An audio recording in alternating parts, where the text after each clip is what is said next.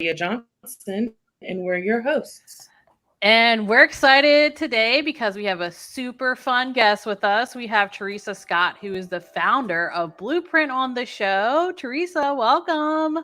Hey, thank you, ladies, for having me. Well, We are so excited to learn more about you and your journey and also about Bleuprint.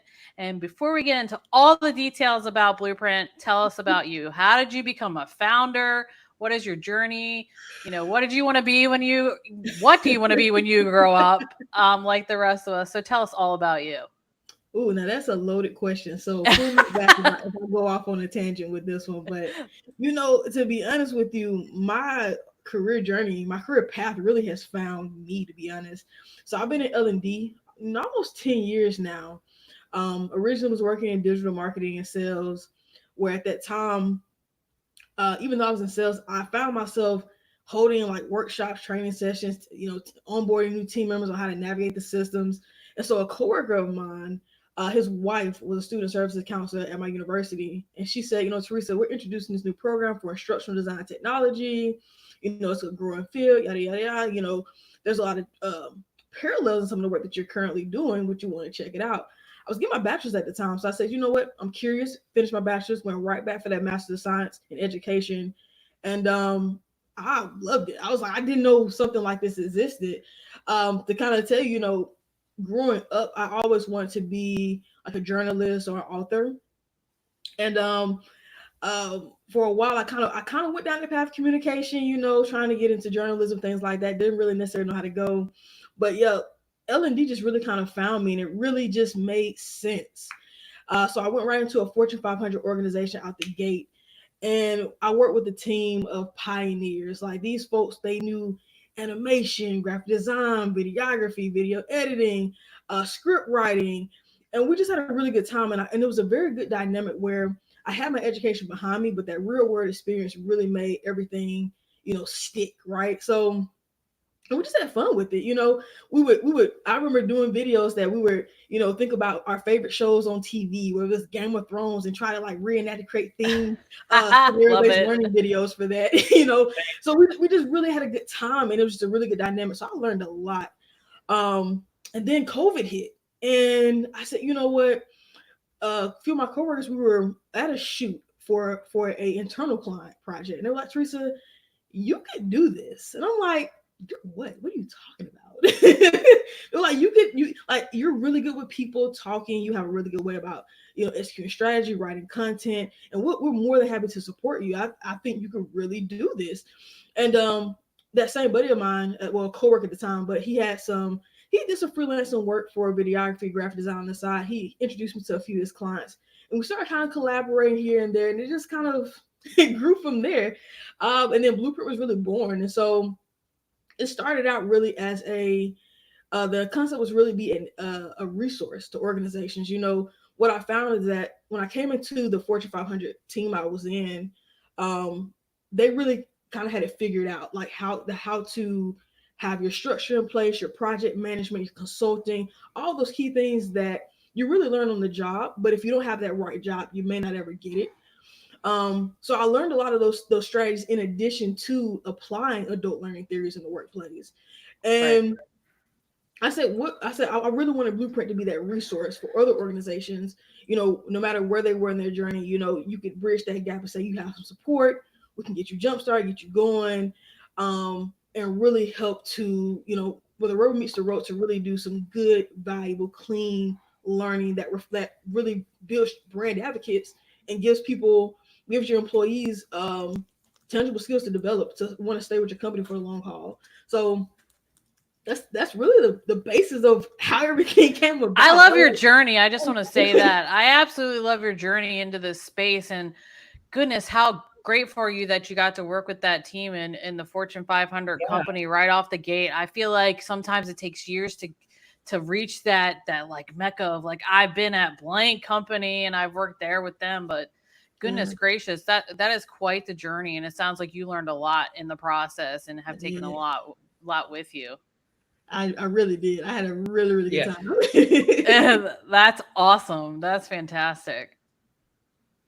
And I Uh, so resonate with the career path career path found me part of your I journey. love that. Like I love that. Um, because I feel like that's so similar to my path and a lot of people's probably path like into the L&D space. So I love True, that. true, yeah. I don't feel Sorry, like Allie, anybody. were you gonna? No, I was gonna say I don't feel like anybody's path into the space is linear. I haven't met one person in my 17 Yeah, years of being an L&D or on the peripheral that said, "Yeah, I knew when I was younger I wanted to be in learning development." First of all, that didn't exist no. when I No. was younger. No idea. I was going to be a teacher for life.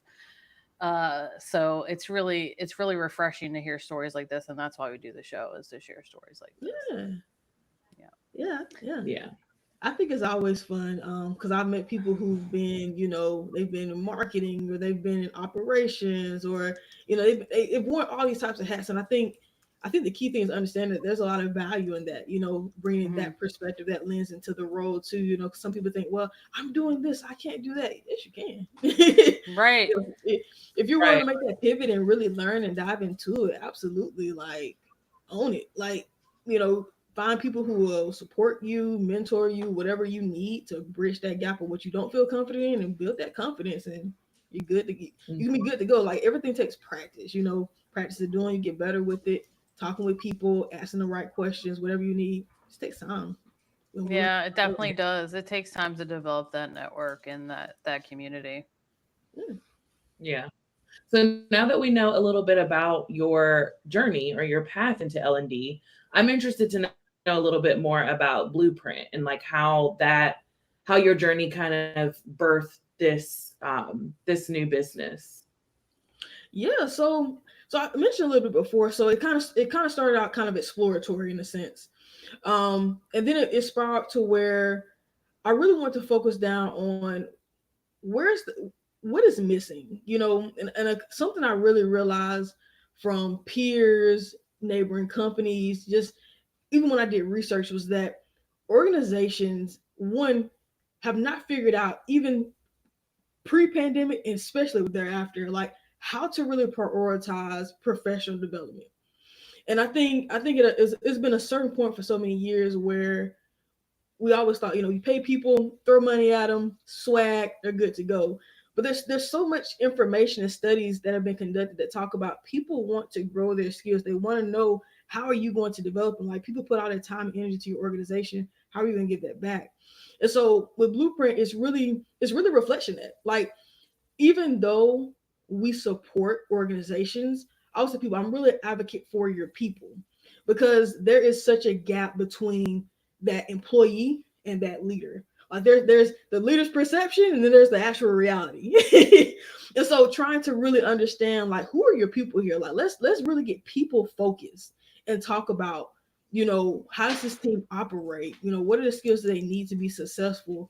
What are some skills they want to build to be even more successful, to stay with your company for the long haul? So that's really the focus behind it. So really embedding learning cultures, if you will, into organizations where they have a standardized onboarding process. So what does it look like day one to day 90? From there, what does career path look like? Okay, I've been successful in this role, let's say 12, 16 months, however long. What does it look like to get to that next level role?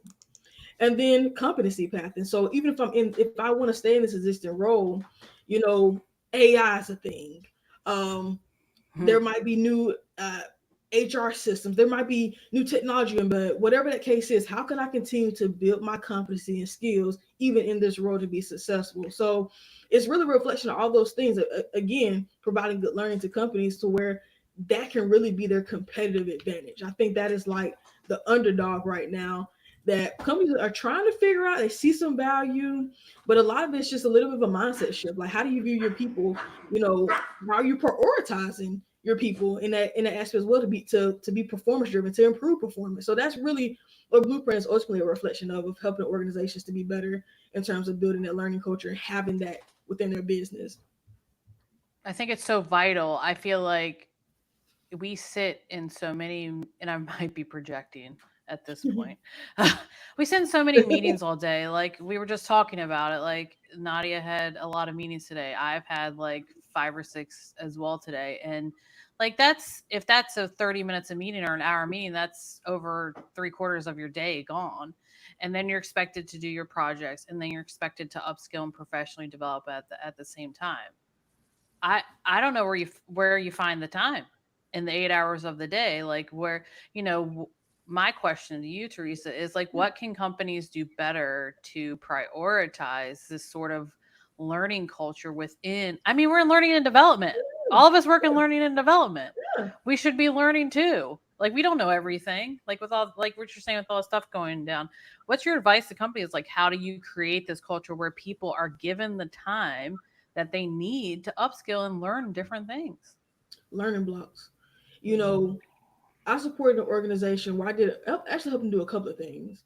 But one is talking about just how you would schedule, maybe block out an hour of your day to go to lunch.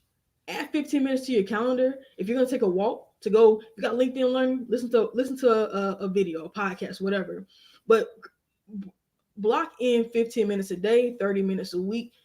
Make that commitment to yourself just as you would for your lunch. Even if you got to tack on another 15 minutes, because people say, I'm too busy. We're always busy. We always have meeting things going on. But the reality is there are conveniences to that. I remember I supported an organization and um, they had an entire, like to your earlier point, they had an entire festival for 3 days dedicated to learning. And there was Wow. a portion of their global organization that they didn't get a chance to see all the live sessions because their manager said, "Hey, we're too busy." Like they didn't prioritize it, and so they missed Mm-hmm. out on live sessions, live discussions like we're having, where they could have been asking questions, engaged with the audience. And if leaders don't lead by example to say, "Hey, schedule 15 minutes on your calendar to learn something new today," whatever that thing is, you know, is it Excel, Adobe, meditation, like you're going to take 15 minutes at some point. You're going to go to the restroom. You're going to sit back on your phone. You're going to probably scroll on social media. Set that time for yourself. And that was a conversation I had because when I looked at the organization, I saw that take place where there was 3 days, almost what about 16, 17 hours dedicated to building skills. And there was a portion of the organization that did not get a chance to even tap into to maybe just one or two live sessions out of all that time spent. We really have to be more intentional about that. Also, Right. too, communication channels. Organizations have Microsoft Teams, they have Slack channels. I was a point in time where a lot of these organizations they invest in, let's say, Coursera. They have micro learning content. Blast that content through your communication channels. 5 minute videos on something valuable. Be personal branding. It could be career mentoring, whatever is important to you. Blast that out to your people. Be intentional about it. And Oh, you can I do that on a love weekly that. basis. Like there, I think we overcomplicate learning a little bit. When we make it seem like such this grueling thing. I think it's just got a bad rap that it's like, Yeah. oh, it's compliance, oh, it's boring. It doesn't really have to be. It doesn't have to be that painful. It could be 5 minutes, it could be 10, 15 minutes. Like, well, it just has to be intentional. So I think if we shift our mindset to being intentional, that's really how we can really be more focused and getting and building it more into our days. Because that's what I Mm-hmm. do for myself. Like this speaking from where I've supported organizations and I believe in walking the walk and talking the talk. Yep. Learning blocks. So that's definitely Yeah. like I do put in like an hour on a Friday, but I feel like I need to do like shorter pieces because Yeah. like an hour to me in my head it's like an hour's too long. Oh yeah, I break need that like up. 50. I break that up a little bit throughout the week. So do you hear that? People learning blocks is the way to go. And I think also one of the things that you said that resonated with me too is ownership of your own PD as well. Even though like you want the company to create this culture that it's okay to not be in meetings all day or be pounding, slaying the dragon all day.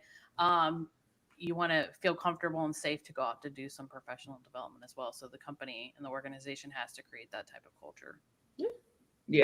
And I think sometimes we also think that learning has to be formal. Like it's very much informal. It's very much collaborating with others. It's very much having a quick conversation with a colleague, pulling up and talking through something. Oh So yeah. it doesn't always have to be in this like formal presentation mode, situation. I think me and my colleagues, we do pretty good at that. Like we'll share articles, or there's a documentary about the literacy crisis right now, and so we'll share that viewing, in our Slack channel or teams, and we're like, lunch and learn tomorrow, like let's watch it. So it could very much be just sharing new information. So I love that. I love that kind of perspective there. Oh yeah, absolutely. Yeah, me too. So when you think about Blueprint, oh, I got a little bit of echo, but that's okay. When you think about Blueprint and what you're bringing to organizations, like what sorts of situations have you helped companies and things and people solve? Like what are they when you're coming in there, you're having a conversation. What does like setup look like? What for people when they're accessing your system or the tools or the resources that you offer? What does that collaboration look like? Yeah, well, first thing first is really getting down to understanding their people. So I have a people first approach. With some organizations, depending on where they are, the predictive index is one tool that I use to get an understanding of kind of who their people are, how they like to communicate, how they like to collaborate, things of that nature. And then another half is just also sitting down and having focus groups, having real conversations, setting a psychologically safe space to say, what's been working well. What are the real challenges? I'll to be more specific, give you an example. I recall supporting an HR organization. They were an HR team, but they also had this big trucking organization client that they were doing some diversity, equity, inclusion work for. And from the C-suite level, right, they needed Yeah. DE and I, so people could talk better together, they could collaborate better. They had these employee resource groups, all these different things going on, and they needed a more effective DEI program. They tried it before in the past, but it still hasn't quite stuck in the organization. So we came in, we started sitting down with like the front level managers, the mid level managers, the people running over their different ERGs, and just asking very specific questions and saying that ultimately we're to find out how does Bill and Jane, how do Bill and Jane really talk to each other? Like what are some things that are happening that people, are they feeling other? Why do you not feel heard? How is that conversation happening? We're asking specific questions to really get understanding of what challenge do we really need to solve for? Because C-suite says we need DE and I, but I want to know why do we need DE and I? Because if we don't understand the people and the conversations being had that we're really trying to address, rather than just putting a cute little bow on and saying, here you go, DEI training, we're not really solving the problem. Yes. No, yes. It's like, oh, I completed this. It's a checklist item, right? Right. Yeah. So yeah, so for us is really having that consultative approach first and really understanding what is the overall challenge here, like truly, because a lot of times they'll come and say, oh yeah, we just need DEI training, and it's always how it comes. We just need, and I almost cringe when I hear that, because it's almost like you're kind of devaluing what the real problem is, because you say, oh yeah, we just need this, like you're just throwing spaghetti at a wall. Yeah. It's like saying, oh, we just need communication training. Yeah, somebody got into an argument, we just need to just shoot them this video. Right. It's deeper than that. So let's talk about what truly took place. What dynamic was happening there. Like, what was the situation? I really want to understand these actual problems, because although training is not the end all be all with every single thing, but I'm a firm believer that people cringe about it and they don't want to dive into it because it's typically a waste of their time. Yeah. It's really not got a negative connotation around it. It Yeah, really does. yeah, it's because Yeah. it's not reflective of how they work, how they show up, the way that they talk, the way that they act. It's just this generic thing that's thrown at them because they said they had to do it. So a lot of people, they complete the compliance stuff because you got to, but everything else is kind of like, I get to it. But I think if we're more mindful about the people that handle this is for, and look at learning as more of a solution rather than just training or this or just this thing, we can have a more strategic approach to at least beginning to be a part of the solution. Because again, it can't be 100% of the end all be all, but it can start to generate ideas, change people's thinking, and spark ideas, inspire them, make them aware of what's going on, so they can say, you know what, oh man, I did say that to Sally. Oh man, maybe you know. And then if you actually start providing them tips, strategies, tools of how to be better going forward, based whether scenario based learning, gamification, whatever, now they know exactly how to take that information and apply it. So for me, it's all about to once I've taken this information, how do I go about it applying that? And so it Right. is it's kind of like that, almost like tell, show, do, review in a sense. So that's really the approach of how we like to work. Understand, like it's a little bit of predictive index to kind of see how the teams operate, communicate. If we need to do a little bit of coaching there or leadership training, but then the other half is also just having real conversations and trying to really diagnose the issue so we know how to strategize going forward, how to create that end all product for that team and for that organization. Oh gosh, there's so much there Yeah, that I I love want that. to I want to unpack. Okay, no questions, guys. We might need another episode. Because there is so much, like so much. I mean, I think it's one of those things, like I always say, like the knowledge is great, but what can they do? Like, what is the action piece behind once the learning has taken place or the knowledge has been transferred? How are they applying it? So I just, yeah, like that was my piece that I felt like just I had to kind of unpack a little bit. Holly, I do have a question, but I want to give go. Holly a chance to unpack her piece before I ask. You go ask your question because we're going to be here for an hour if I start asking all the questions I have. So you go ahead. So I know we've kind of touched on a few of them, and I know we kind of talked about like sharing through teams or like learning blocks. So kind of like those, it kind of gave me the micro learning vibe when we kind of talked a little bit about that. So I want to know like a little bit more about like what trends are you seeing in L&D right now, like or even e-learning, just in general. Like what trends are you seeing, and like how do you kind of incorporate those within the work that you do at Bleuprint? Yeah, just a little bit about that. Like, I'm interested to know. You know, honestly, I feel like we're in a time where there's like so many, metaphorically, so many flashing lights when it comes to trends and e-learning. Like, and I'm at a point where I've almost myself gotten overwhelmed. I said I gotta get tunnel vision and really like hone in on what the is. So so I'll say my takeaways would really be AI and micro learning.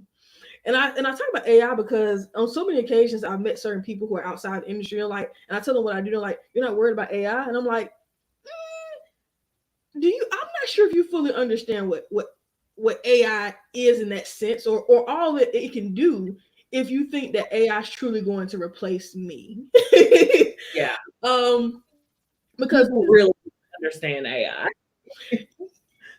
Yeah, because we've had, like, before AI was his hot topic, right? AI has always been around first and foremost, but we've always had like rapid development tools or course builders or these plug and play modules that have always existed, and we've always existed in the last at least 10 years in addition to. But I think really it's understanding how to really leverage these tools, because for me, I see AI, I'm like, great, because I've had a chance to tap into it to help me with refining a lot of like my knowledge check questions, scenario based learning scripts. Like, it's really been helpful to really fine tune some things that haven't compromised any intellectual property, none of the organization, just giving me good, clean ideas that are just, right on the paper, that have been very safe things to do. So that's why I've really been diving into, honestly. And it's like, especially when you get into that mode, you've been writing and writing and writing, like, oh my gosh, I have this idea, but what am I trying to say? So that is really helpful for me. And then the other half is micro learning. I think because, to your point, like you said yesterday, you had 6 meetings. We are busy. It's a lot going on. The work that we do is in high demand. I don't care if an organization has brought you in, it's because they need it. But I'm really serious about still building my skills. So for me, it's also, to Holly's earlier point, an hour feels like cognitive overload for me, because I've already had so much learning already take place for my meetings and communications, everything else. So micro learning has really been something really big for me, and I've also seen that be a big hit. across the industry as well. Even when I survey, like, and sit down to some organizations where I've supported them or about to support, I realize that is really something that is a growing demand, honestly, because I think from all the businesses and corporations I've talked to, I think that's just where we're at right now. Like, people, a lot of people wearing a lot of hats, doing a lot of different things. There's a lot of hustle and bustle. So those are, like, for me, my biggest two takeaways.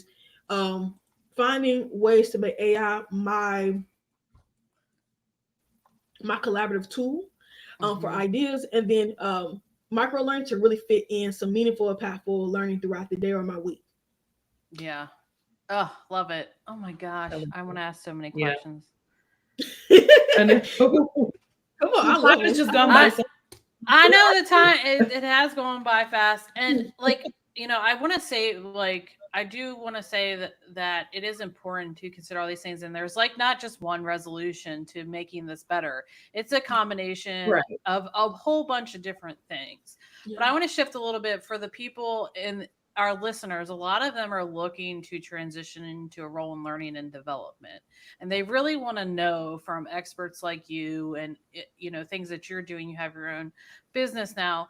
What are like two or three pieces of advice you would give to people? I know we have lots of transitioning teachers. We have corporate professionals who are looking to move up, or people are looking, they're just moving different places. There's so much movement in this sector. So what's your best advice for them to jump into a role in learning and development? One, building your confidence is key. So you can speak with conviction.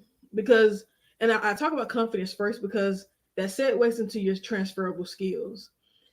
A lot of individuals, especially transitioning teachers, have a vast amount of transferable skills that they don't even realize. The reality is, and I think I talked to someone I met via LinkedIn a while back, is that the language is just different. You know, if you're in a classroom, you talk to students, corporate stakeholders. Um, the board of education is your quote unquote subject matter expert, or maybe a neighboring teacher is a subject matter expert. Those are ideally kind of your VPs, or the or some organizations might say business partners, or they might say chief people officer, whatever the title is, but they're the ultimate manager of that department. Those are your clients, and those your students, aka the employees, are your stakeholders. That's who the training goes out to. So it's all about building that confidence to really talk about the skills that you currently have to transfer over.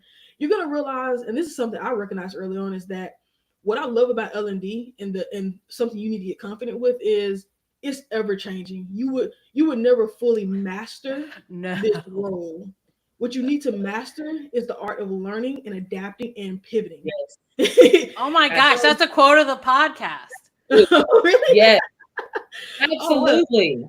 Yes. yeah, like, and but that is the biggest thing I would say, because a lot of things can be learned over time. And some people I've worked with, they realize, what, this is actually what I'm good at. And you get to a point where you can maybe tackle roles that feed towards your strengths, or you could tackle roles that, what, I realize I'm weak in this area, and I actually want to go here so I can build my skills, if that's your thing.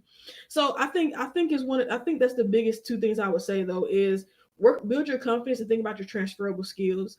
If there's someone out there, myself, Nadia, Holly, anyone else that you see doing L&D, ask the questions.